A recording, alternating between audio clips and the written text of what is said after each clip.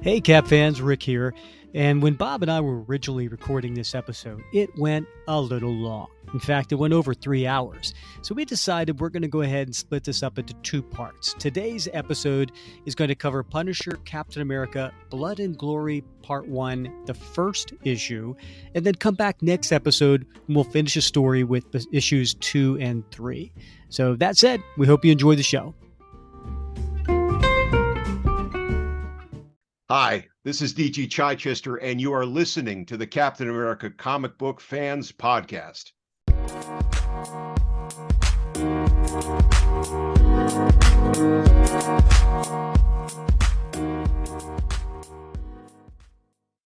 Greetings, Cap fans, and welcome to episode 142 of the Captain America Comic Book Fans Podcast. I'm your host, Rick Verbanis, and I am joined by, you know what I'm about to say. That would be the best gosh darn co-host out there. Because he is. He really is. Anyway, that's Mr. Bob Lucius. And this is the part where I change up the greeting. Oh, Bob. You don't have to be a ghost to be invisible.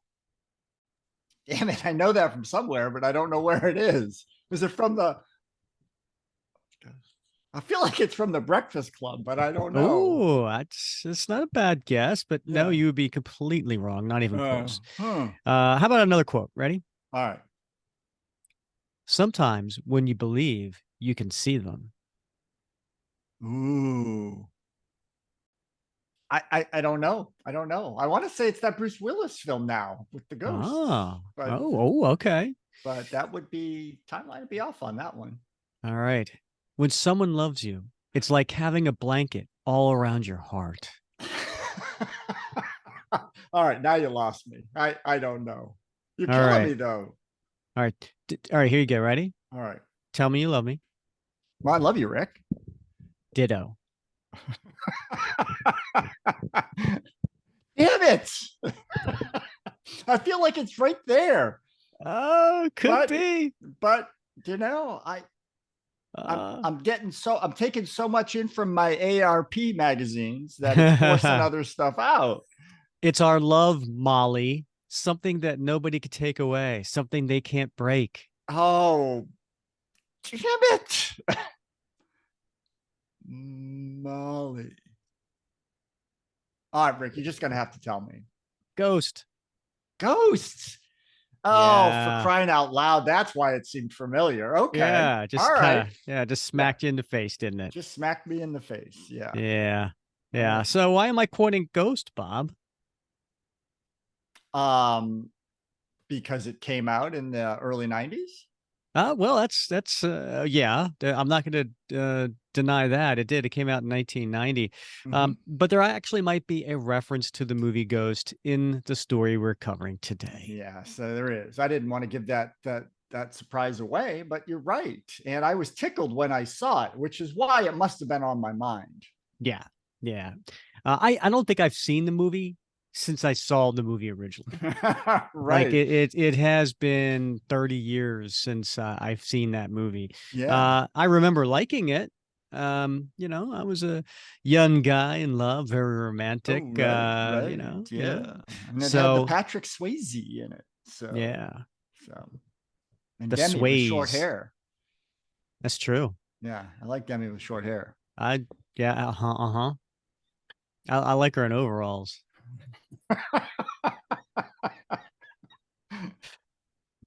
I had a crush on Demi Moore. Didn't we all? Yeah. She was. I remember from like Setting Elbows Fire. That was one of her big first roles, right? She was absolutely stunning in the movie. And About Last Night. Some good films back then. You know? Good what? Good flims. Good flims. You know, I hear they play. I've told you this before that I listen to the same radio station, and there's certain songs. Is it Bob Radio? It's Bob FM. Yeah. And there's certain songs that they play consistently on my commute on the way home every night. And one of them is the theme song from St. Elmo's Fire. Is it really? Yeah, from the soundtrack. Yeah. That is and every ridiculous. time it comes on, no one ever plays that. Yeah, no one ever plays it, right? But it's got some great lines in it, right? You know? Oh yeah. And you know, you got a little Got a little Rob Lowe playing the sax. Got a little Rob Lowe, and Andrew McCarthy was in it too, wasn't he? Yeah. It wasn't any. Yeah, listen, man, it wasn't an '80s 80s soundtrack if it didn't have some sax in it. Oh, right. Yeah, you gotta have plenty of sax. Yeah. Yeah. And dark Wayfarer sunglasses. 100%. Yeah. How you been? What's going on this week? What's new with you? Well, same old, Rick. Yeah, not much going. I want to tell you about this because I almost struck a deal with my wife. Not that kind of deal. That's still in the works. But so one of these days. I said, honey, there's only 3 more comic books that I want. And she's like, really? And I'm like, yeah. She's like, well, how much would that cost? And I was like, I don't know, 6,000-7,000. And she's like, would you put that in writing? And that's where the negotiations broke down. Because then we got into the fine print of like, well, does that include all collectibles or just comics? And I was like, yeah, no. I can't make that determination. I don't know what might come out in the future that would be so cool that I would have to have. Right. I can't like negate that possibility preemptively. That would be a lack of due diligence on my part. Yeah. Or just like be in our Facebook group and not something that comes out in the future. Something that came out 25 years ago. And we're like, oh my God, I've always wanted that. Size, door size poster, right? Yeah. For $200 or something like that. Thanks, Grant. So we were close to closing that deal. She's like, I'll give you the money right now. If you never ask me for anything ever never again. Buy another comic book again. Yeah, I couldn't do that. Yeah, it was. I couldn't do that. It was, it was almost like I felt like, the little, on my right shoulder was like, do it. And then on my left shoulder was like, don't, it's a trap. So. Oh, well, good luck with that. I hope it works out for you. I think it's a wonderful dilemma. I think our listeners probably, if you were given a chance and someone said, here's $6,000 to buy whatever comics you want, but you can never buy any more after that. Yeah. Would you do it? It's like those things that you see. You see these on Facebook. Would you spend like a month in this haunted house by yourself without the internet for $1 million? I see those all the time on Facebook, really? Right? Yeah, right. I'm wow, like, there's some algorithm got you. Like, what the hell did you click on that all of a sudden? There's hell would. Yeah. Where do I sign up? But so it seemed like a good. I thought, I was sitting there drinking my coffee. I was like, really? There's only 3 books that I want. And what 3 are they, Bob? Do you want to share them? They're not even any particular book. You want to just put it out there in the wilderness that maybe it's because God knows, like, people just send you really expensive golden age comics. I want a copy of All Select with Cap. Which one? It doesn't matter as long as I prefer a wartime one, not one from, there's one up on eBay right now, right? A USA Comics featuring Captain America that I'm like very interested in. What's it going for right now? It's going, I think, 2,500 right now. It's got about another 30 minutes left in the bid. No, that would take a dent. Yeah, it would take a dent, right? But they're hard to come by. All Select and the USA Comics are harder to come by than All Winners. So I want an All Select with Cap on the cover, and all USA Comics with Cap on the cover, and an issue of Young Allies. All Golden Age. All Golden Age, right? And I figure I could probably get those for 6 or 7, Sure. And nothing ever again. Nothing ever again. Right. Yeah. Yeah. Never's a long time. It really is. Yeah. I gotta tell you, I couldn't do it. It's too risky. Yeah. Yeah. Too risky. Rick, how's it going with you, man? Oh, good. It's one of those things where you get bad news, you get really bad news. So then you get the bad news after the really bad news, you're like, oh, okay, well, I guess it's not that bad. But if you didn't get the really bad news to start with, you would have been like, that news really sucks. Yeah, it's got to attenuate the really bad news attenuates just the bad news. So our we bought our house like 5 years ago, and when we got it, I don't know how old the house is. I probably should know this, right? But it's I don't know. It was probably built in the 60s or something like that. Mm-hmm. And it's just it's a ranch. It's got a full finished basement, so it's kind of like a 2-story, Mm-hmm. right? But when we bought the house, they didn't know how old the roof was. Yeah. Now that tells you it was a really old roof. Yeah. Right. So, but it looks to be in good shape, right? I mean, the shingles aren't like curling up, or, you know what I mean? And the guy did the inspection, goes, yeah, your roof's in good shape. I don't see any signs of leaking. You probably, you can have some years out of this. So, it's not an immediate need. Mm-hmm. Okay. But we knew, we'd have to get a new roof eventually. Yeah. Now, what has really started to go bad on the house is on the sides. The front and the back are fine, but on our sides, they get hit with the morning and evening sun. Mm-hmm. And so the wood, I guess, got some moisture behind them. And so now the paint's bubbling. Oh, yeah. And when I say now, I mean, it's been a problem, because you could tell when you go up and you inspect it that there are some places where it bubbled, and then the people before us, they scraped it, sanded it, and painted it, but it's not perfect. Mm-hmm. And so this is like an issue. It's going to just keep continuing. And it's like, okay, well, and we don't plan to be in this house for very long. I mean, 1 to 5 years max. Yeah. Okay. So we, you only want to put so much money into it that you feel like you can get back. Sure. But yeah. Anyway, so we started getting quotes for paint. Then the painters came out and like, look, we could do this, but it's just going to keep being a problem. So like, all right, now we're getting quotes for siding. Mm-hmm. Okay. So we've had a couple quotes. We got a few more coming in. Now, I tell you all this because yesterday I was working from home and I get a knock on the door. And usually I don't answer them because it's a solicitor. Mm-hmm. But I looked out the window and the girl saw me. So I was like, right? So I opened up the door, and there was this company, and there's this young girl, and she was like, hey, I'm just in the neighborhood. We're taking a look at homes. We're doing free estimates that are good for a year. And, wanted to see if you would be interested in getting a quote for siding or your roof or anything like that.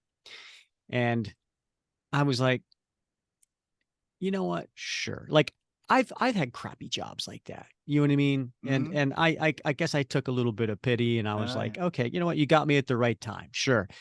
Absolutely. Okay. Well, and she starts asking questions, and then, when can we schedule time? I'm like, I'm around this evening. They're like, great, we'll have somebody come by. And then she gets on the phone with her manager, and then he starts asking me questions. Right. And I'm like, oh crap, what did I get myself into? Right. Yeah. So then, and it's a perfect sales pitch. I mean, it is written to perfection. Everything is to get you to get to the next line, to get to the next line. It's to seed doubt in your mind about certain things. It's like, the whole thing. And when I say the whole thing, I mean what comes later. It's all part of this well-oiled machine. Okay. So anyway, then they're like, well, is the missus going to be there? Because we want to make sure we have all decision makers there at the same time. Right. Yeah. And I'm like, she's on mission. She's in tenure for the next 3 months. Dang, you're right. So I'm like, yeah, it's fine. Okay. So then the girl, she gets the phone back, and she's like, I just want to make sure that you're not going to cancel. If you're going to cancel, tell me now, because it's a bad reflection on me. And I'm like, oh my God, you guys are so good. That's good. Yeah. I know. And I was like, I'll be here. It's fine. Okay. So then I get a call. Right. And and by the way, they asked me, when I'm on the phone with the manager, he's like, do you agree to take automated calls, blah, blah, blah, blah. I was like, no, I do not agree to take any automated calls. Okay. But we are going to call you to just, prior to coming to the appointment. Okay, great. So then they call me, and all right, yeah, we'll be there. And then, you're scheduled at 5:00, but, we need to give a window. Would you be available at 6? Yeah, probably. Okay. And what are they doing there, Bob? they're realizing like, oh no, there's no cutoff at 6, right? Yeah. They're gonna get there at 5, but they you know what I mean? Yeah. Okay. Yeah. So now, so my wife and there are, and the guy comes into our home, and I'm still finishing up some work things. So I would go downstairs. I come back. He's sitting in my spot at the dining room table. He might as well have just gone and just, you know, marked his territory somewhere in my house. Yeah. Right. You know what I mean? Yeah. Like I have like a pillow there for my back. You know what I mean? Like I'm like, now and, it's sweaty. And he's, you know, he's at my spot. I have my, you know, whatever. I'm very territorial, and I didn't like it at all. And I was like, oh, guys, let's go sit on the back deck, right? Oh, okay. Oh, sure. So we go out on the back deck. This guy was a well-oiled machine. He had everything, and he's taking you through piece by piece by piece. And do you agree with this? That's a good idea, right? You know, stuff like that, you know, and I'm just like, oh, right. So we go through this. I'm going to cut the story short. Okay. Yeah. Guess, so how's your new siding? Guess how long, guess how long he was here before we finally got him to leave. How long? He got there at 5. He left at 7:40. Oh, no. Did you stay for dinner? No. So what happened was when he was on the back of the house, after he went through the whole siding thing, he goes, you know, I'm seeing a little thing here on your roof. You know, let's go take a look. You know, you might have an issue. You know, because what's this and that, and you see the mold there, and you see this, and you know, and I'm like, yeah. He's like, you want an estimate on the roof, and I'm like, sure, why not? You know, you're here. I know I'm going to need one. So we were thinking maybe we're going to do the roof next year. He goes up into our attic. I'm walking there. Okay. He's got his flashlight and he's showing me the wood. And he's like, dude, you've got a real problem here. Like, this wood is dark. Like, I know I'm here for siding, but this is your number one priority. Like, I'm surprised you don't have, and he shows me like a couple things that are splintered. Then what he does, he gets on the video call with his boss, his manager. Sorry to call you on your day off, you know, Bob. But this is emergency. Yeah. And he's on the video call, and then he starts showing it to his boss, and his boss is like, "Oh my God, that's really bad. Look at that. Look at that." You know, and then he goes, "Oh, sorry. Hey boss, I got you on speaker, and I'm here with the client." Oh, okay. Sorry. You know, totally staged, right? Yeah. So anyway, and I'm like, crap, he's right. I really never went in and inspected the inside of my roof, but I'm going to need some, not just the shingles replaced. I'm going to need some boards replaced. Right. Yeah. So anyway, he comes back down, and then he gives us the number for everything. Okay. For a new roof. And new siding. Okay. Right. Yeah. Now, it combined, you know, and love this shtick. They do the the average price is this, you know, for a low quality, and then medium quality, and then high quality. So if we're here, blah blah blah blah blah, and you're a medium quality, you know, it's going to cost you somewhere between $75,000 and $85,000. And I'm like, yeah, I don't think so. There's no way in hell. I'm selling this house in 1 to 5 years. No way in hell. Right. And so then he's like, but what I could do for you. Right. And then there's now this price is good for 1 year, because that's what we said we would do. And if you call me back and listen, I don't think you should wait a year, but you know, that we'll honor this price. But if you sign today, we're going to do it for this price. And it was like, I don't know, 68 or something like that. Yeah. And then we're just like, you know, how much is it just for the roof? And then it was something like 30 $38 or something just for the roof or something ridiculous, right? That seems a lot for a shingle roof. Yeah, totally. Yeah. And then we're like, yeah, okay, well, thank you. We're not the kind of people who just make sudden decisions. This is the first quote we've gotten. We want to get at least 3 quotes. Yeah, you know what? All right, so here's what I could do. Let me check with my manager and see this. And then he checks with the manager and says, all right, now, if you do a a good review for me, I can, if you do a good review for us, we'll knock it down to like this price. Right. And then it was like, I'm sorry, and then he like leaves and he goes, think about it. He comes back and then we're like, yeah, I'm sorry. We really just can't do it. Okay. Well, I talked to my manager, and if we did, we're doing a new website. And if we do, we're going to do before and after pictures, and your roof really is, it's a before picture, and no offense, right? But if we went ahead and did that, we could get it to this price. And we're like, yeah, thanks, but no. And like, oh my God, it's like every freaking shtick in the world. And finally, and we're standing. My wife and I are standing while he's still sitting at the chair. Yeah. He's really good. Yeah. But it's just kind of like, all right, it's time to go. That's awesome, man. I know. And I know listeners right now are all just like, no, they're all just like, I felt like I was there, Rick. That story was so long. Anybody who has a house for any significant amount of time, and by that I mean more than a year or two, right, has had a similar experience. Maybe not, the contours might be a little bit different, but we've all fallen for that. Yeah. The expert shtick. It was so beautiful. It was so, it was perfect. Should give him a good review just for that. I know, right?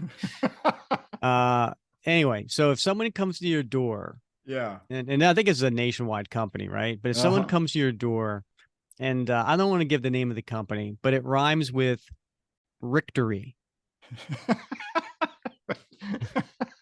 Okay.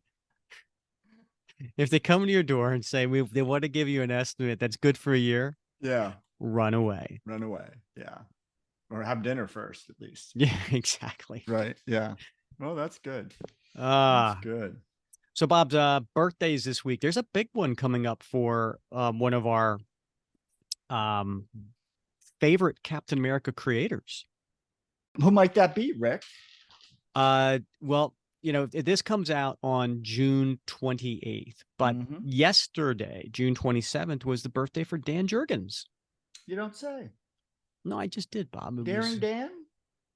Yeah, awesome. That's what people call him, right? I don't know. Daring Dan? Did you call him that when he was on the show? I did not. I would have been afraid. Okay. Do you remember what episode he came on? I don't remember the episode. It was a really easy one to remember, Bob. Was it? Was it 100? Yeah. Okay. Yeah, we celebrated 100th and 100th. I remember it was a lot of fun. He started off a bit stodgy. Yeah. But he loosened up as we went along. I think he didn't know. Well, he didn't know us from Adam. He didn't know. Yeah. He just, you're a bunch of chuckles, and everything. And then, but we were asking him, good, legitimate questions, and he appreciated it. So, if you like Dan Jurgens, writer / artist, check out episode 100. That was a really good interview. Speaking of good interviews, Bob, I'm going to go ahead and announce next episode 143. We're going to have on writer D.G. Chichester.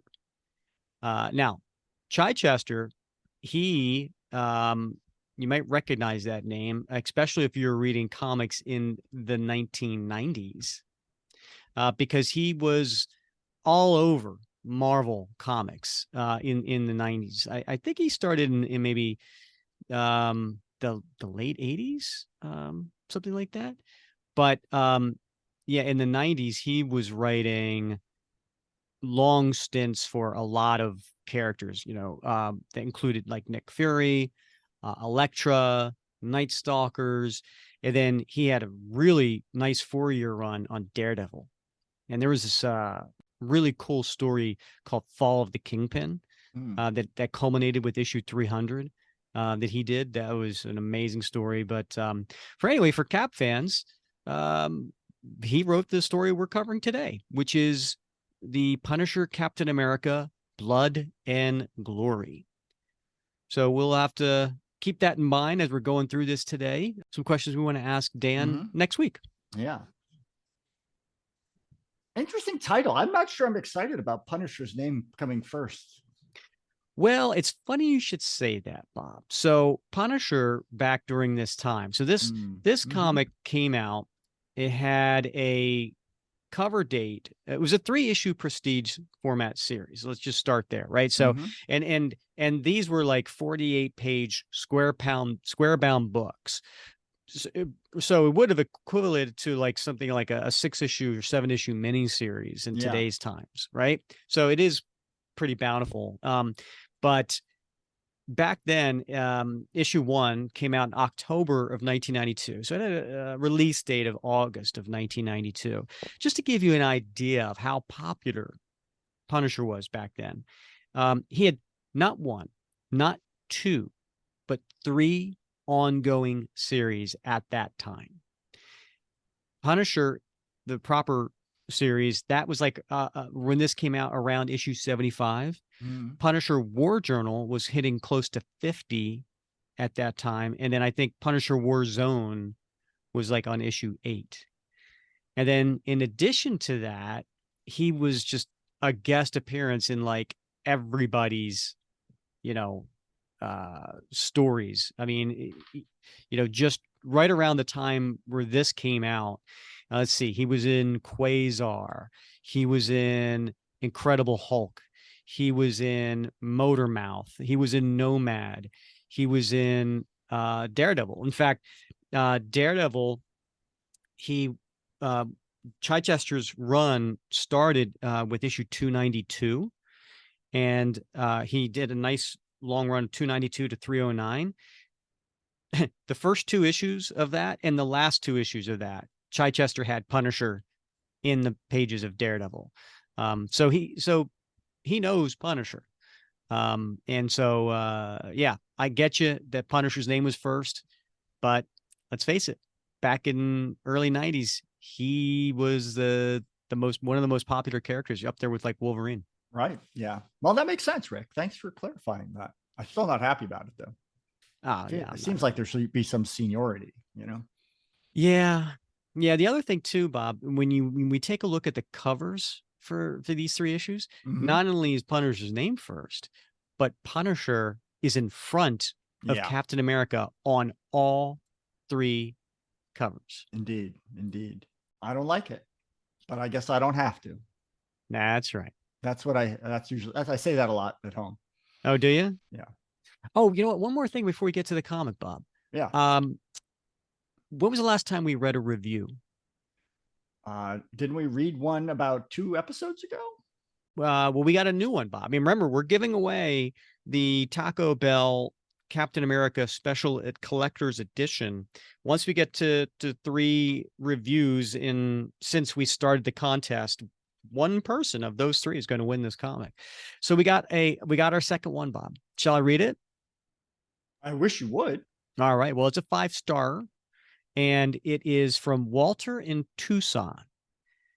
I think I know who this is. And it is titled Cap and Tacos. The Captain America Comic Book Fans podcast is incredible. Every episode is entertaining and informative. If you're a Captain America fan, this is the show for you. I always listen to it as I make a run for the border to eat some tacos and chips. Great show. Nice. I like that. That's nice. Yeah, way to tie that in. Yeah. Tie that in. All right. Well, thank you, Walter in Tucson. We appreciate the 5-star review. And you are in the running. So, Bob, should we get to the comic? Yeah, let's dive in, Rick. All right. So, as I mentioned before, about the release date and the cover date. And let's talk a little bit about the creative team. So, I did say it was D.G. Chichester, D standing for Dan, is the writer, but there's also a second writer that is credited here by the name of Margaret Clark. Now, when we have when we have Dan on next week, we'll have to ask him about Margaret Clark, because I see her name associated with his in a lot of other comics that he's written. So maybe this is a precursor to the Hive Mind. I don't know. Interesting. But yeah, we'll have to ask Dan about that next week, about Margaret's role in this. Is one of them scripting, one of them plotting? How are they doing this? Now, the penciler and inker is Klaus Johnson. And matter of fact, Klaus gets top billing on the cover of these comics. His name is above the writer's name, which is interesting. That's not normally the case. But of all the names here, even though Chichester had been writing a lot of comics in the 90s, Johnson is probably the most well known. He was a longtime inker of Frank Miller in the pages of Daredevil, and then he went on to pencil Daredevil himself. So he's no stranger to drawing Punisher. He did that in the pages of Daredevil. And it's some really interesting art. A lot of it, there are definitely some panels in here that you look at and you go, is that Frank Miller? So it's kind of cool. Colorist is John Wellington, letterer Jim Novak, and editor is Ralph Macchio. Do it, Rick. All right. Would you like to hear the solicitation for this, Bob? I sure would, Rick. All right. The story begins with Captain America and the Punisher. There you go. Cap got top billing in the solicitation. That's good. Yeah. The story begins with Captain America and the Punisher independently pursuing a drugs for guns conspiracy linked to the U.S. government and many U.S. criminals. The Punisher begins his investigation in New York City following the drugs, while Cap is put on the trail in Texas following the guns. Their paths soon cross when Cap becomes the Punisher's next target. Soon, however, the two form an uneasy but explosive alliance and take the war to the foreign dictator on the other end of the conspiracy. Bookshelf format. All right, so Bob, you want to take the listeners through the cover of issue 1? Sure, Rick. It really is a busy cover, and it's a wraparound cover as well. So you get the benefit of, if you so dared to open up that prestige format binding and laid it flat, increased it the first and only time, you would have two big pages to look at. And in the foreground, we see above a city, right? And we're looking down at what presumably is like maybe New York City. We see a UH-1 helicopter, army green. And we see Cap standing in the bay, the passenger bay of that helicopter. And he's got his shield on his left hand. And he's actually holding what looks to be a soldier of some sort. He's dressed in his olive drab uniform. He's holding him in his right hand aloft.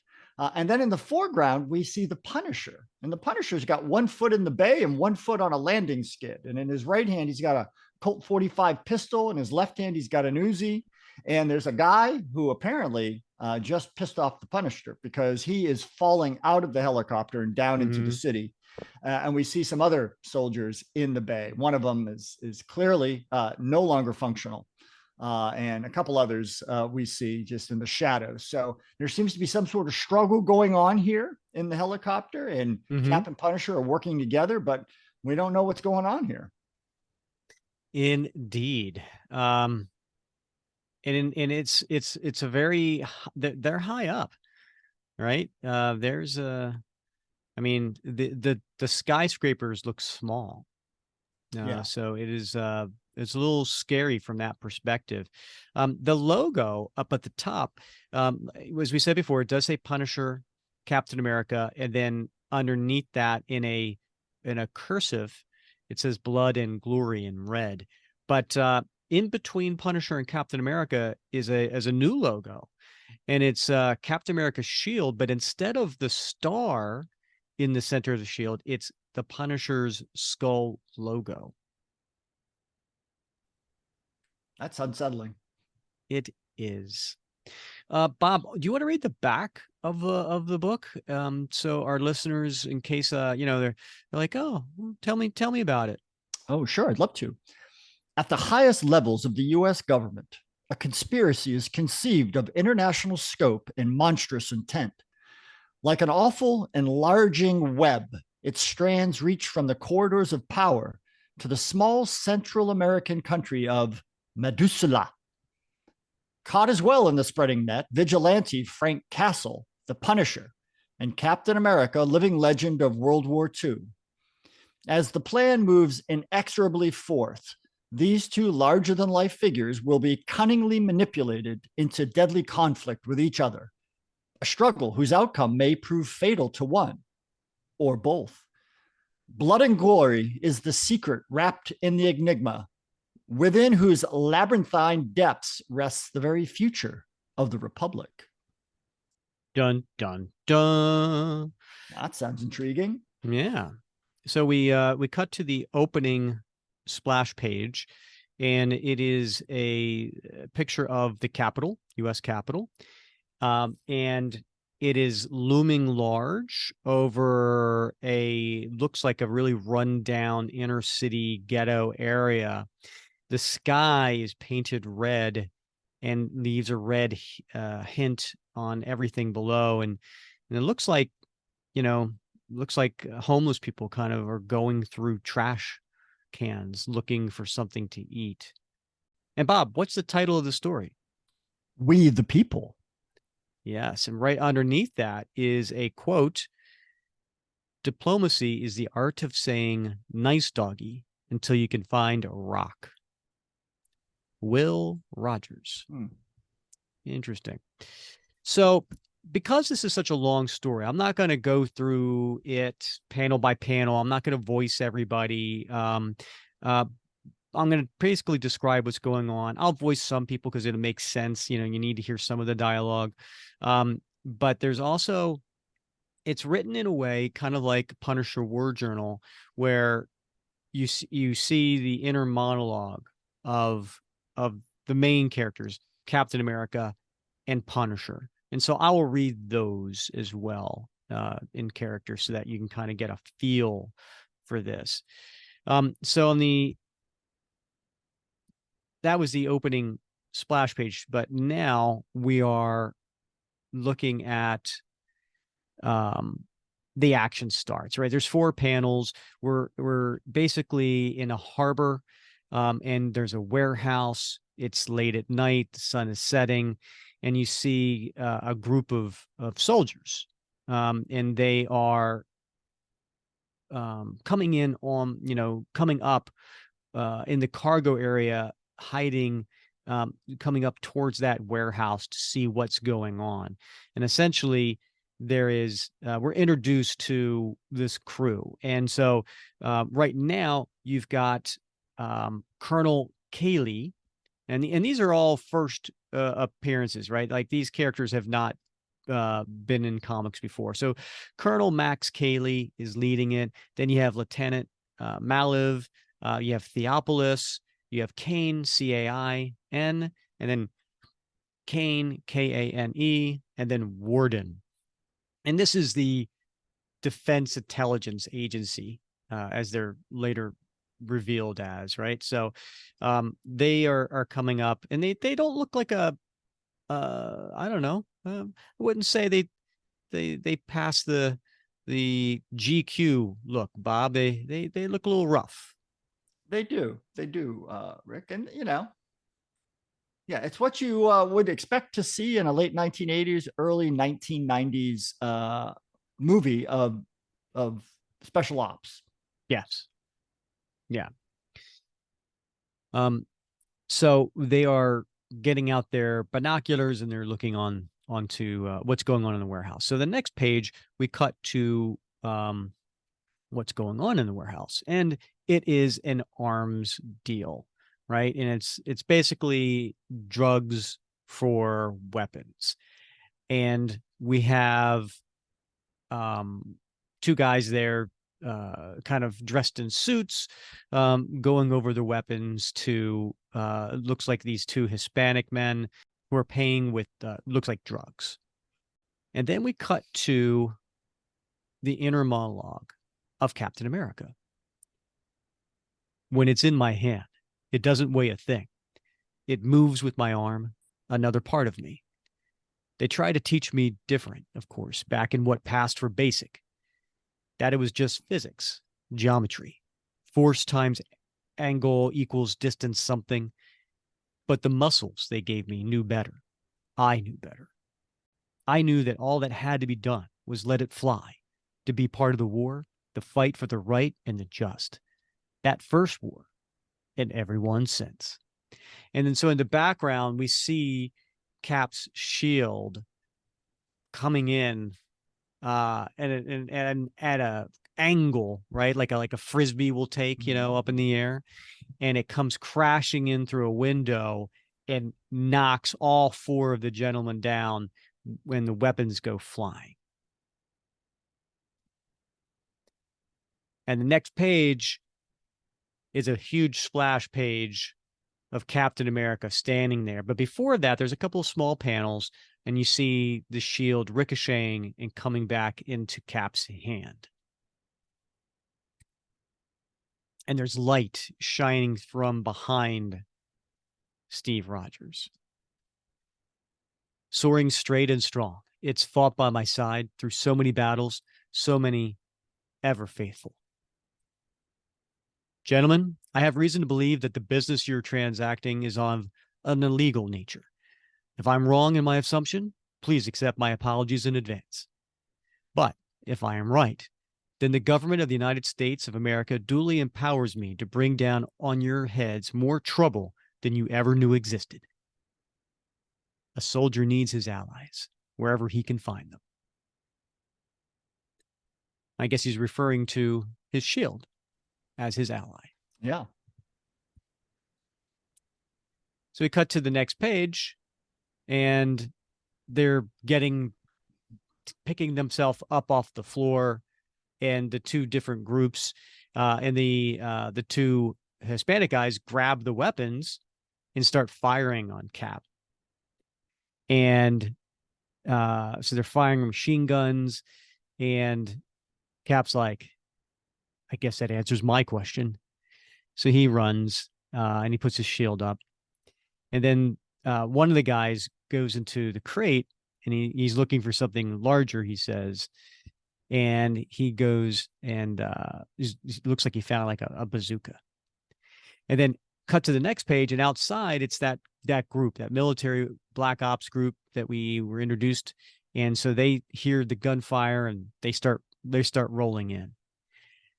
We cut to the inside, and Carlos is firing his weapon, but Cap's using his shield and throws it. Whereas he jumps up next page, and he lands on him and knocks him down. But at that point, Manuel had a bazooka, and he goes and he's about to fire it. And he goes, and Cap picks up his shield. And then what's interesting, though, the guys that they're arm dealers, they're like, tell him. They're basically trying to, like, I don't know, it's a little cryptic, but it sounds like they're saying, tell him not to use the bazooka. And the Cap's inner monologue is, but really all there is the hope of holding on to one's humanity in the face of the inhuman. More than Japanese and Americans died in those last days of the Second World War. I watched and worried as tactics and precision began to give way to raw intensification. Courage and imagination became casualties to overwhelming force. While daring and intelligence were killed off in favor of getting the job over, no matter the means. And at that point, the bazooka gets fired, and it hits Cap in the shield. Now he's not that far away, so it's a pretty blunt blast. War took charge in those final days, demanding to be carried to its conclusion, setting in motion things sometimes beyond anyone's to control. And that at this point, the guy with the bazooka says, I've heard of this shield of yours, Captain. Nothing gets through, they say. It stops the shell, yes? But some of the heat, the blast still curve around to cook you, to tear at you, Not all at once, no. But then, what's the hurry? And he fires again, and Cap gets nailed and gets pushed back again. And each time, he's getting hit, the shield, which I thought was supposed to absorb that kind of energy, he's getting pushed back. Mm-hmm. Your thoughts on that, Bob? Well, I mean, it does appear that way. I mean, he makes a point though, right? That the shield can absorb the direct impact, but there is bleed over on the edges, and so Cap is getting hit by that bled over thermal energy, and I don't know if it's I guess it does look like it's pushing him back. It's certainly knocking him down. It's certainly having an impact on Cap. Literally. A man can betray the very things he's fighting for, betray his very self in a maddening rush to win at any cost. And this is a cool, I like this panel. It's pretty cool. You were looking up at Manuel, who has this humongous bazooka up on his shoulder. And then we're also looking up at the top of the rafters of the warehouse they're in. But you also see, Cap falling into a bunch of crates, but you see the other two guys, the businessmen who are selling the weapons, they look very frightened. And Manuel says, "But how about you? How about you?" And he fires the bazooka, and the guy who's selling it to him says, "For Christ's sake, Manny, no, don't fire. You don't know what." And he pulls the trigger, and it blows up in his face, and there's a huge explosion, Bob.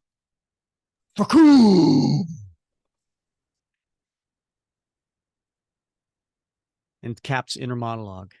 My shield will, a soldier needs his allies. A man can betray.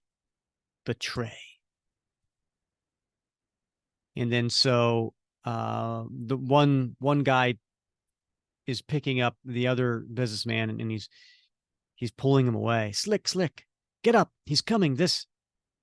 Your sudden concern for your fellow man interests me, Doctor. We need to talk. A fighting man needs to protect himself from betrayal, from letting a fight to the finish become a fight for the finish. That bit of fortune telling, what do you know about that weapon malfunctioning? No one gets through to me, to the doctor, Slickster. I don't care who. Normally, I'm a great admirer of loyalty. Honest. I said, what happened to that weapon? And then just then, that Black Ops team, they come in through the front door. Captain America. This is a surprise and an honor. Colonel Max Cayley, Defense Intelligence Agency. A good soldier needs his cause to anchor himself to what he is, to who he is, to who I am. I wear my cause. It's woven into the very chainmail of my uniform, the stars and stripes of freedom and justice. A red, white, and blue that's still the best guarantee the world's got of all men being created equal. I know there's those who don't see it that way. To them, it's all just obsolete icons, too simple for these complex times, quote unquote. An over-muscled man in a brightly colored costume, more symbol than serious, too out of date to notice conspiratorial glances. A naive soldier never questioning authority, too loyal to ideals they can never truly hope to understand. Then what they see me as becomes camouflage, cover that is needed to get behind the lines. The war is forever lurking, waiting to be fought, the enemy revealing himself in the most unlikely places. The price of liberty is internal vigilance. Now, during this whole time, Colonel Cayley is introducing himself and kind of, I don't know, laying it a little thick. Wouldn't you say, Bob? Yeah, I mean he's coming off as a bit chummy and collegial, and Yeah. that seems a bit appropriate for this location. And the crew that he's with are taking the two men into custody and picking up the other men that are are down. And the whole time, Cap kind of feels like there's something not right here, which goes along with what he's saying. Um, that he's just being thought of as being obsolete, right? Just a over muscled man, um, and too out of date to notice those glances, right? Because the guys getting taken away are like, go easy on us, Warden. We know we've been bad. We deserve to be punished. They don't seem particularly worried.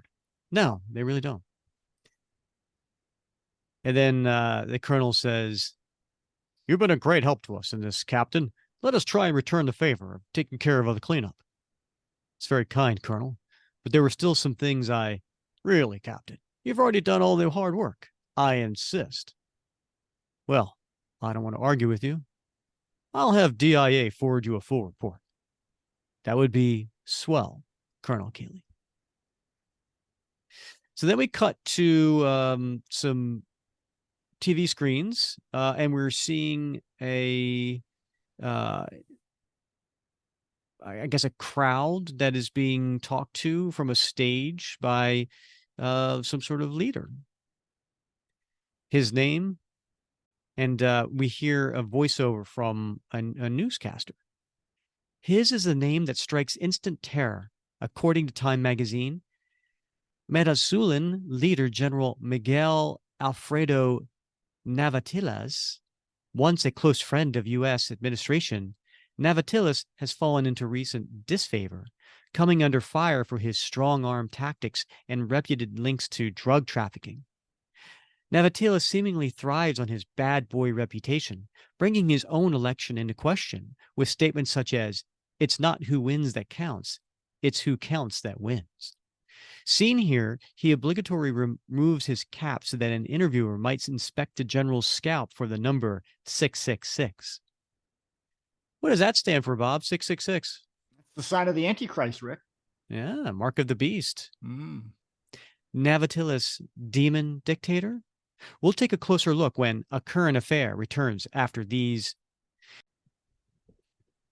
Cut to the White House, and there's a press secretary speaking to the press. General Antilis is fostering a climate of tension and practicing a pattern of aggression that continues to greatly concern the president. That's all for the questions. And so we cut there, and then we see it's somebody referred to as Moloch.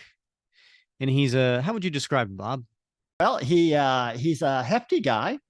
Mm-hmm. And he's got blondish hair. He's well fed, right? And he's got a yellow suit on with a white shirt and a black tie. He seems very pleased with himself. He looks like, if you don't mind me saying, and I don't want to like step on over any line, but he looks like a sort of a much larger version of Tucker Carlson.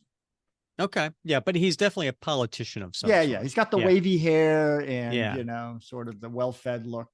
And next to him is a lady. And she is somewhat more severe, hair up in a bun, the obligatory round glasses of a staffer, right? Wearing a business suit for a woman. And, she does have she does come off as sort of being, well, not as equal, but very close to it. Sure. Yep. So he's being surrounded by the press, and they all stick microphones in his face. And he says, they say, "Mr. Attorney General, there are those who question your strong stance against General Natilis. That is your investigation of the alleged narcotics activity your office is, in effect, potentially making foreign policy for the United States." Look, anything I may or may not be doing has nothing to do with making foreign policy. All I do is indict crooks. Now, if you'll excuse me, and then he walks off. So then we cut to nighttime in New York City, and there's a moon, a full moon out there, giving some glow to the city underneath. And we cut to Punisher's War Journal. Lights in New York City, worthless against the darkness pumping through the rotting veins of this pit. In the constant night that is the place, light serves only to give the vermin a common place to crawl to. And so he's looking in on apartment complex, right? And what? Rick, are you familiar with? I'm sorry, you just your. Have you seen the SNL skit with Bill Hader where he plays like the Vietnam vet in the puppet class? Yes. Did I just do that? That's what you sounded like. Yeah, I love it. I love it because it really hits. Yeah, it hits the right way. Yeah. There I was. Body parts were everywhere. I didn't know what voice to give him. I love it. All right. And so what do we see here, Bob? It's the two guys that just got taken away by the DIA, and they're now in an apartment room with a bunch of new sellers, right? And there's all this cash, and then there's Bull with the doctor, right? And Bull's he's just full of sayings, right? Like he just repeats stuff. Yeah. He's probably not the smartest guy, but he's loyal. A lot of marketing phrases. Yeah, you got yourselves just what the doctor ordered. Shut up, Bull.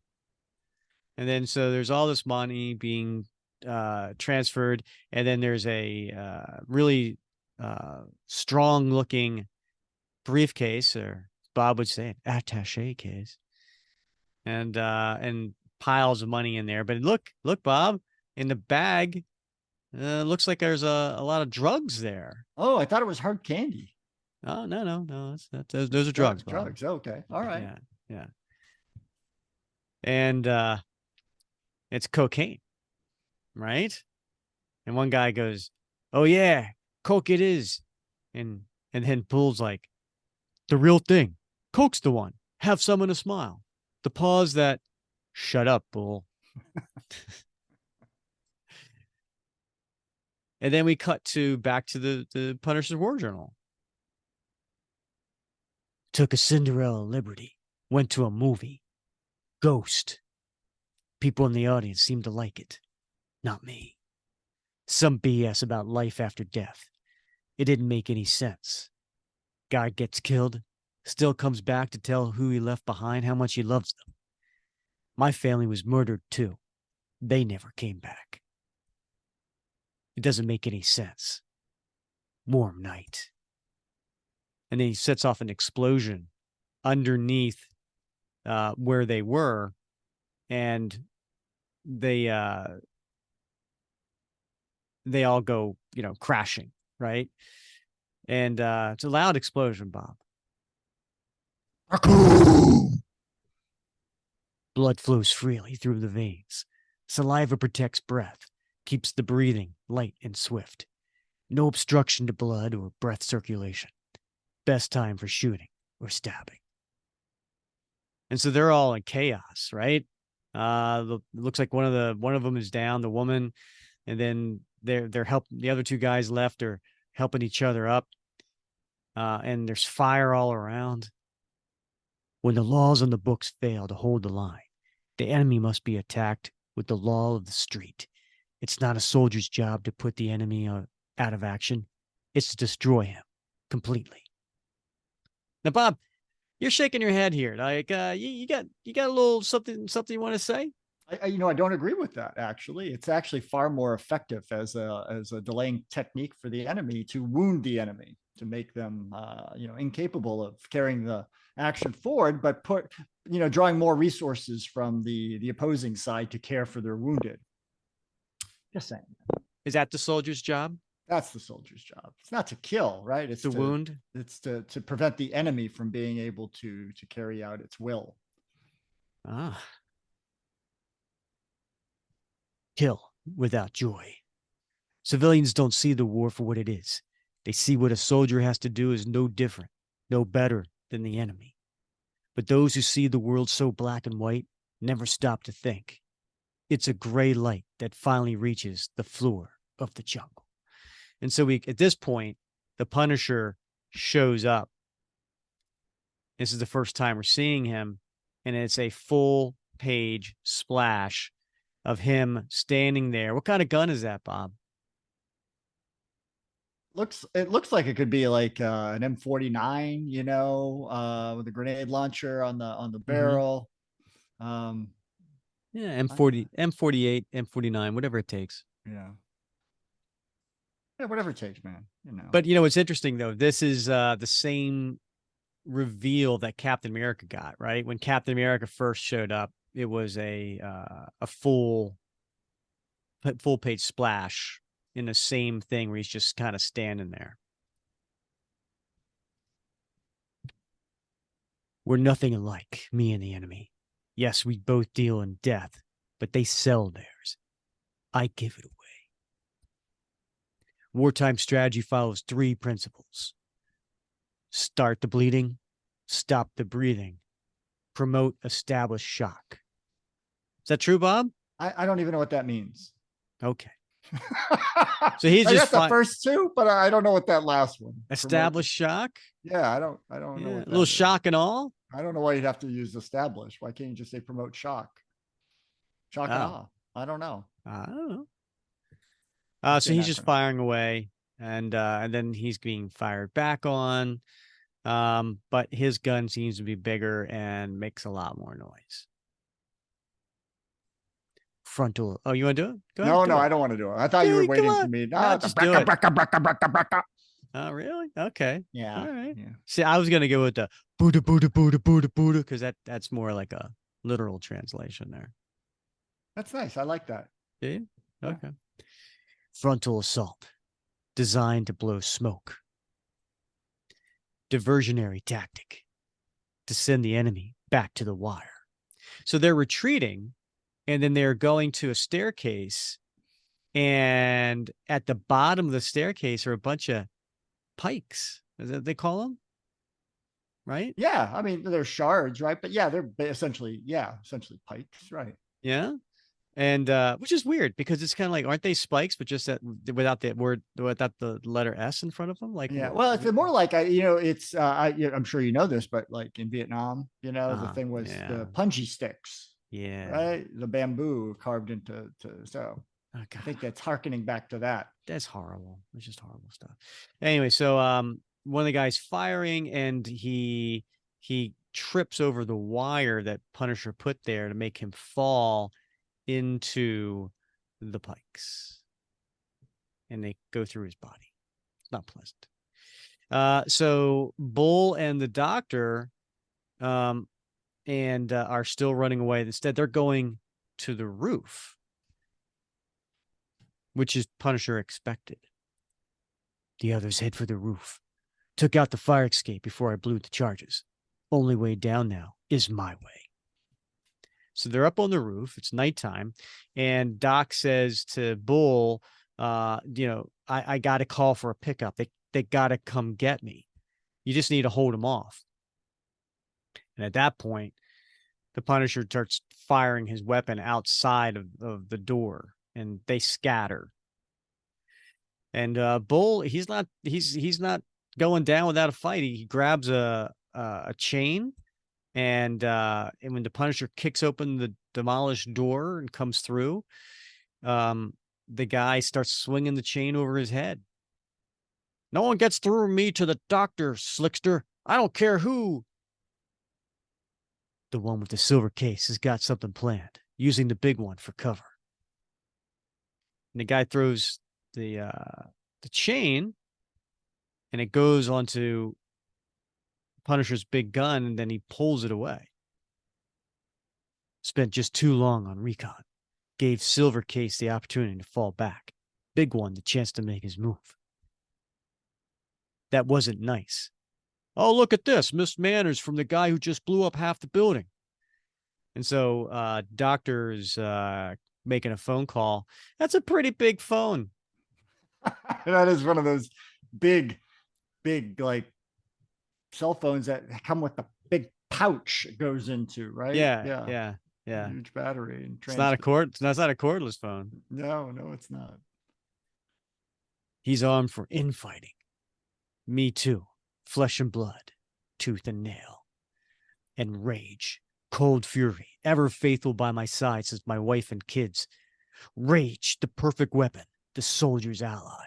I take the pain. And the guy wraps hits the chain around his right wrist. But Punisher pulls him closer, wraps the chain around his neck, and then I give it back. And he tosses him over the side of the building.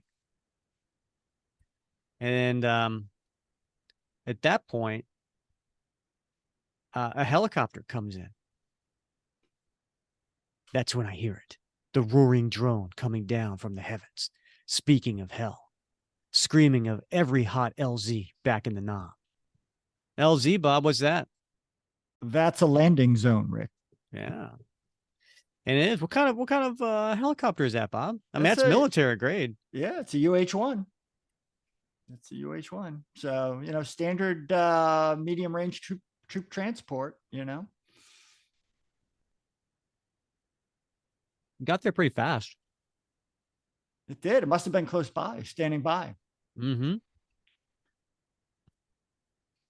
Gunship is TAC Air, tactical air support. Not exactly standard op for the low-life drug dealer. And they pull him up onto the helicopter, and Punisher notices they're using some military lingo. Silvercase's friends know their military lingo. Same here, but I specialize my vocabulary. And he takes the chain and he runs after the helicopter, jumps off the edge, uses the chain to wrap around the base of the helicopter. Language like waste and wax and grease. We got company! And he starts firing at the Punisher, who's hanging from underneath. Words to die by. Losing my grip, and why not?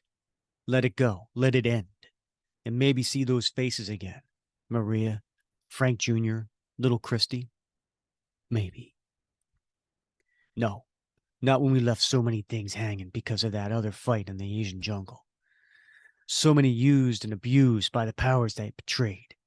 The fight gets finished. And so the Punisher gets up there and he takes that same chain that was wrapped around his wrist and he instead throws the chain at the back rotor. This war gets won by any means, at any cost. And now all of a sudden that creates the helicopter to go out of... It's spinning out of control, right? Yeah. Yeah, out of control, exactly. We're losing. We're going down. This bird's going to prang. But the Punisher, he continues to fight the guy with the machine gun. And then he goes in there. And then which guy is fighting him? Yeah, it must just be a crewman. Yeah. Yeah, there's a crew guy there. And Punisher just takes him, throws him outside of the helicopter, up towards the propeller, and his head gets cut off. His head comes off by the Jesus nut, the bolt that holds the main rotor to the helicopter. Closest he'll get to anything sounding of heaven. Maybe any of us. And the next thing you know, the helicopter is going down and it's heading towards the train station, and it's coming down. And so everybody's running for shelter. And at this point, the doctor, he's got the briefcase. He won't let go of that briefcase. He's fighting the Punisher and he's hitting him with it, and he kicks him back. And then right before, as the helicopter's about to crash land, they jump out. He's got survival instinct like any animal. like any prey. In his eyes, the look of the hunted, the cornered. So Doc gets up and the Punisher looks like he's unconscious. And he grabs the briefcase. We aim to please. That's the motto. He'll take the one way out he can. The one place the hydrants cut down the flame. And so he's going down, it looks like into the subway. He doesn't care where it leads. He should worry what follows. So they get down to the subway, and on the front of in the train, we see like the train coming down, and they see fire and they see a guy, and they're trying to stop the train or do something. Actually, they decide not to stop, and they just keep on going. Yeah, they're not stopping at this station. And the Punisher's right behind him. And so the doctor jumps onto the speeding train, and between cars, and then the Punisher's there, and the Punisher's grilling him. Now who's expecting delivery? Who are you working? The chains tangle around, keep us from going straight down to the tracks. And then the guy hits him with the briefcase in the face, and he hits him again and again and again. It's a very strong case. Did I mention that before? It is a very rugged case. It must be a Samsonite. Must be. Is that a little product placement there, Bob? It was, yeah. You're making a little money on the side? What's going on here? Yeah, unfortunately, it's a product placement for 1990s. So. And what is he? He must have hit him like 8 times, right? And I'm a little surprised this skinny dude is taking out the Punisher, who's wearing Kevlar. But he is getting hit in the head, right? Yeah. And the Punisher goes to punch him, but the guy moves out of the way, and he punches the glass, and his hand goes through the glass. And then the guy takes the briefcase and he about to pick it up to put it over top of his head. And not so much clumsy as cunning. It's a big piece. It has to be to drive up under a man's rib cage. The edges cut into my glove, my hand slippery with my own blood as I take hold. I tighten my grip. Surprise. And he uses that big piece of broken glass from the window to kill the guy. And then he leaves him there on the train as it comes up, and all the people waiting for their train see this, and it's a horrifying look of a man with a big shard of glass in the middle of his heart. And the Punisher grabs stuff from his backpack as he's waiting up in the rafters of the subway. Civilians need a constant reminder of how ugly the war is, that winning is everything, if for no other reason than to see it end, to get it over with and get back home. And even when it's long past, there's been any hope of a home to come back to. Silver Case's partners talking their military talk, threats from inside the Beltway.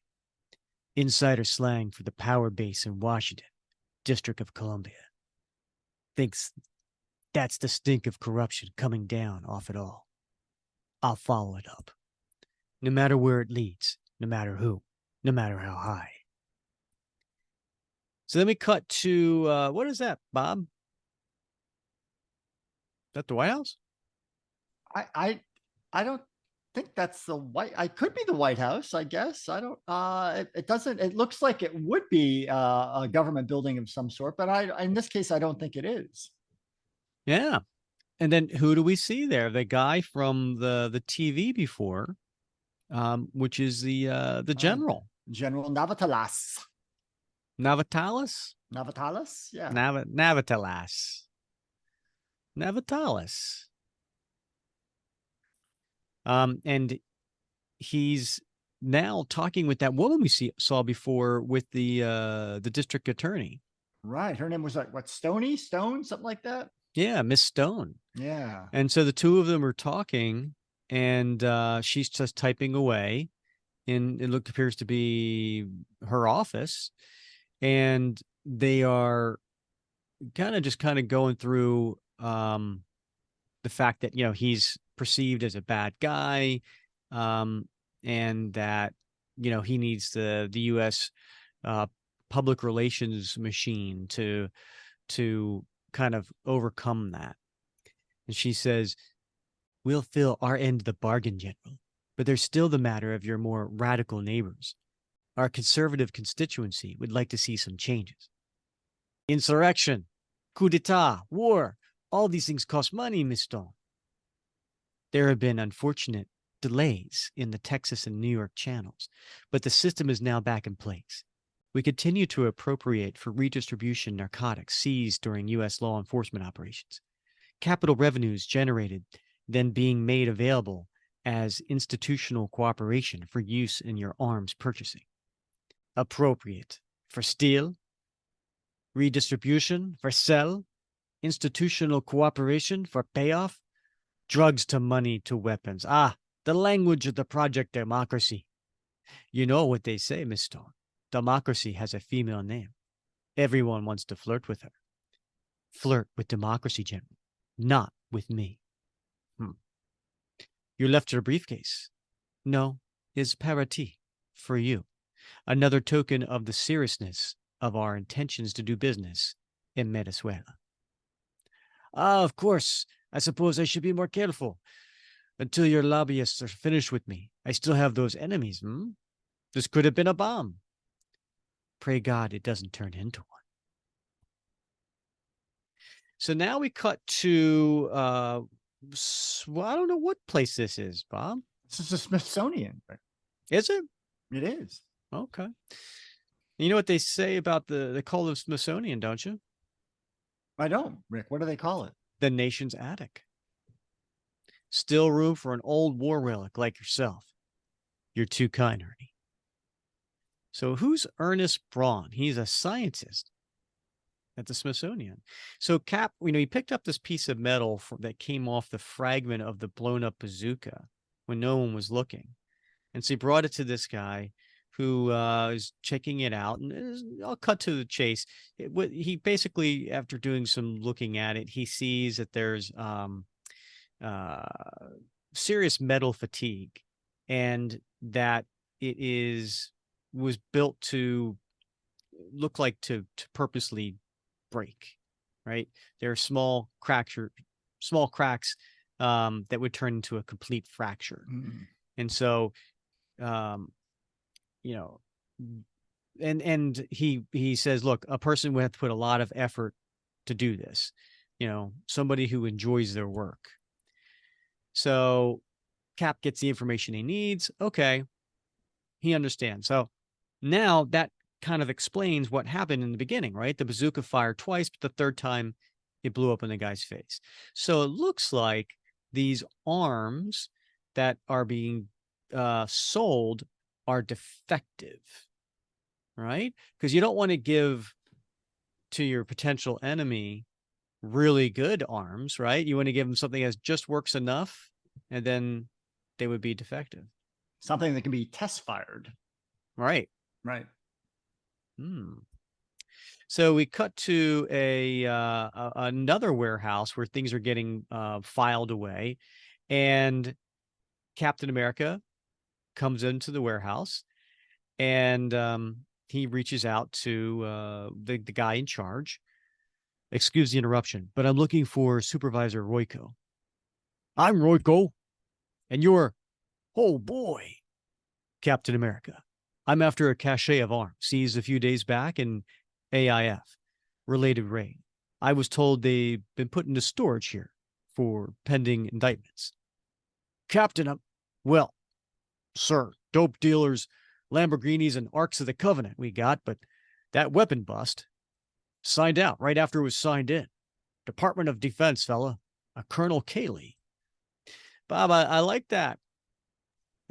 Ark of the Covenant. Oh, you got to have a few of those in your government warehouse. Yeah. What's he referring to? Of course, he's referring to the Raiders of the Lost Ark movie, right? All right, I got a little tangent here. All right. All right. So this is actually kind of funny. Somebody, you ever watch the show Big Bang Theory?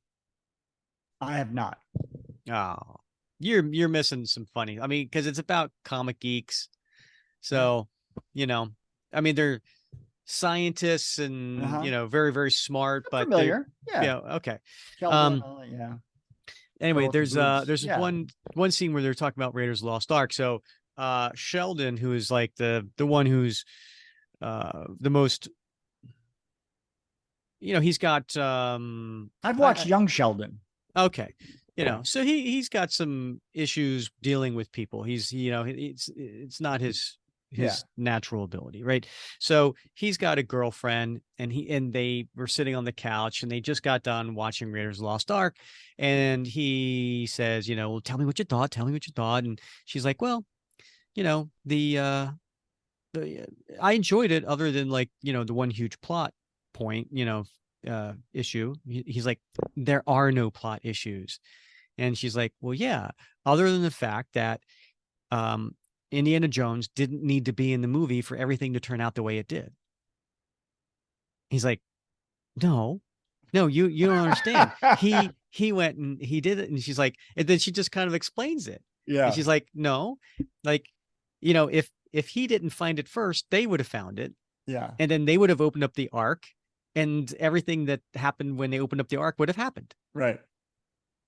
And he's like, so then now he's telling his friends, and they're sitting there and all talking, and they're like, well, no, that doesn't make any sense, because, he had the dial, and because he had the dial, he was able to go in and, find this. And they're like, well, yeah, but if he wasn't there and got the dial, the Nazis would have gotten the dial anyway. So they would have found the Ark. Oh. and then, so then they kind of, come up, but what about this? And then it was like, no. Oh. So then at the very end of the show, they just finished watching. The four guys are all sitting there on the couch. They just finished watching Raiders of the Lost Ark, and they're like, but if it wasn't for Indy, then the Ark would have never made it into the warehouse. The government would never have gotten to the warehouse. Well, yeah, but that wasn't the point. He always said that they wanted to take it to the Smithsonian and put it there. Oh. So anyway, Google it.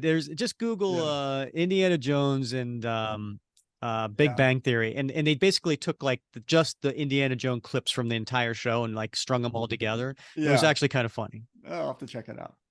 All right, so Cap just found out that the weapons got signed out by the same Colonel Cayley. The Colonel, he didn't leave a forwarding address by any chance? Can't say that he did, but his aide, some bald guy, was lugging an Air Force flight bag. Might want to check with the Fleur boys at Andrews. Appreciate the help, Rocking Horse. Good seeing you again. Rocking? Again? What are you? Rocking Horse Ryko? Maybe you don't remember. We met 1943. You were the big red one. Of course I remember. I didn't say nothing, figuring you must hear all that kind of thing all the time. You don't need another old man running off at the mouth. I mean, you got more important things on your mind with what you do. Royko, listen to yourself. What I do, it's for you. Everybody like you. There's nothing more important than that. And Royko's got a huge smile on his face. I like that scene, Bob. That is a good scene. Yeah. Yeah. There's some good writing in these books, and that really capture Cap's essence. And that's definitely one of them. Yeah. I mean, because we've established he has the super soldier serum has given him some sort of memory. I don't remember the type of memory it's called. Really good memory. Yeah. More. That's a scientific term. Yeah. Is that what it is? Oh, okay. He's able to remember everybody that he's been with, and for good or bad, right? Mm-hmm. And so some of that he has to carry, which is difficult. But and I like the facial expressions, here and which, especially of Royko, seeing him, gosh, it looks so much like Frank Miller work. Claus Janson was, his inking on Frank Miller, really, you could see, and maybe Frank influenced Klaus here as well. But you totally see it. So then we cut to the flight where DIA is being told to Colonel Cayley to turn around and fly back, but he's like, nope. If Cap doesn't like it, he can file a report. But turns out Cap's on the plane. He got to them just in time as they were leaving. Keeping hold on the wings been the easy part. Grabbing on as the Hercules taxied down the runway. I'll pay for it in the morning. And then he gets himself into the plane, and he goes into the back and he pops open one of the crates with his shield, and he comes across the bazookas, and he inspects for the grain structure, and it looks like it's the same issue. These things are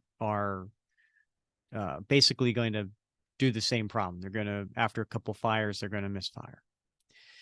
So one of the guys, the co-pilot, he goes in the back and he sees Cap. Cap, I like that close up of Cap's face as he turns. That's totally got a lot of Frank Miller look into it too. Yeah. And then he sees Cap, but Cap jumps out with his red, white, and blue parachute. And anyway, he got what he needed. So the guy's firing at him, but misses. And then he just basically calls get the Ice Princess on the horn. Now, Ice Princess, who is that, Bob? That appears to be Miss Stone. Yeah. So she's on the phone and she finds out what's going on. So she then decides to take matters into her own hand. She puts down the phone. She lets down her hair. She takes off her glasses. And all of a sudden, she's a foxy mama. She really is. Yeah. So then she goes to a bar. And, we'll cut to a bar, let's just say. Punisher's War Journal. I put the word out, looking for a paramilitary at work in the drug trade. Word comes back, not paramilitary. The military. United States. Word is someone from the inside wants to talk. Not that I believe everything I hear. And so he goes to a table after getting the details, and he finds Miss Stone in the aforementioned situation. You got something I want to hear? Don't be so sure, Mr. Castle. Let's go. And they cut back to a hotel room. Someplace private. So they're talking in there. Look, I don't need the interrogation crap from you. I just wanted to help. Why is that then? I kept hoping it would turn out to be something else, instead of just a way for men in power to profit for themselves. No one in authority wants to get involved because of who's in on it. But I thought you would. Why so hot to sell out something you were part of? It's not easy, Easy would be going along with it. Going outside to fight it, though, it's scary. You're all alone. I thought, and she puts her hand on his.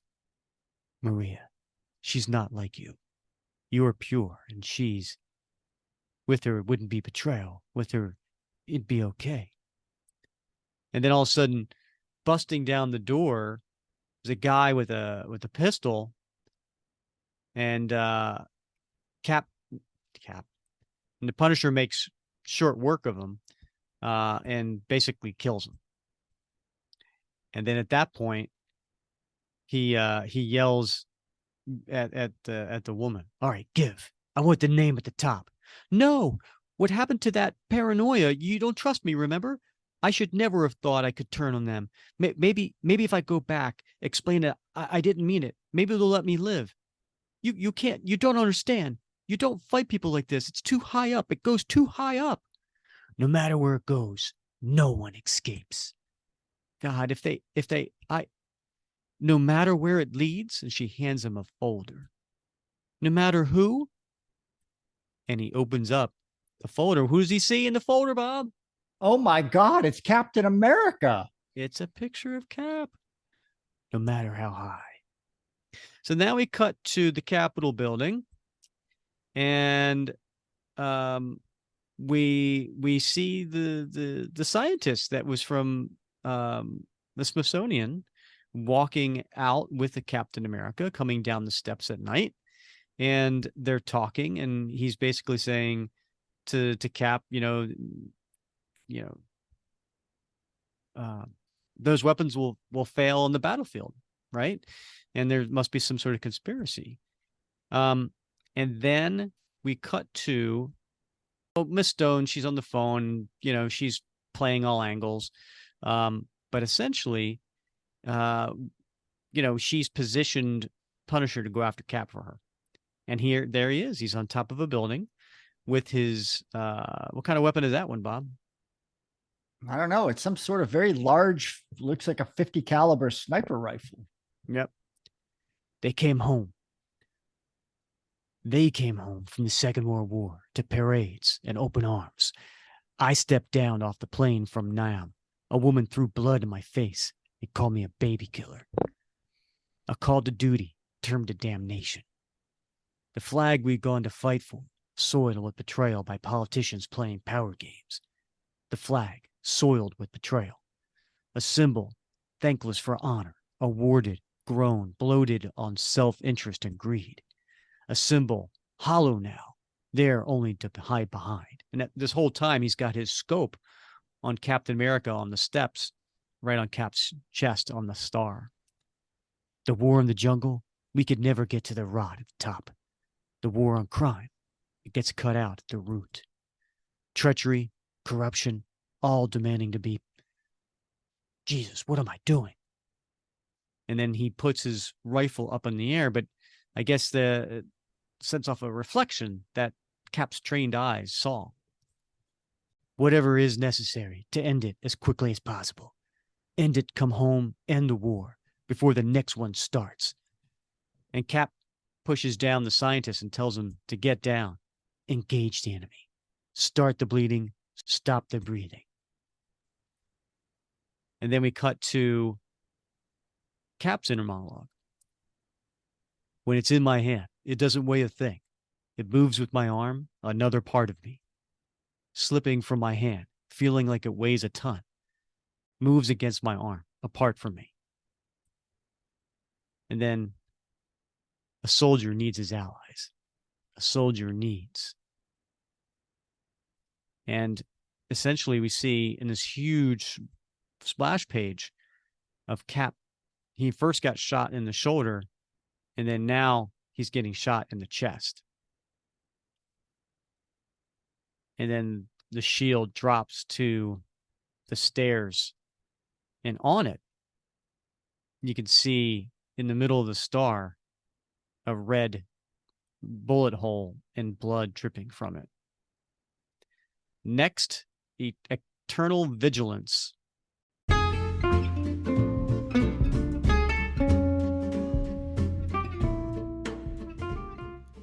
What?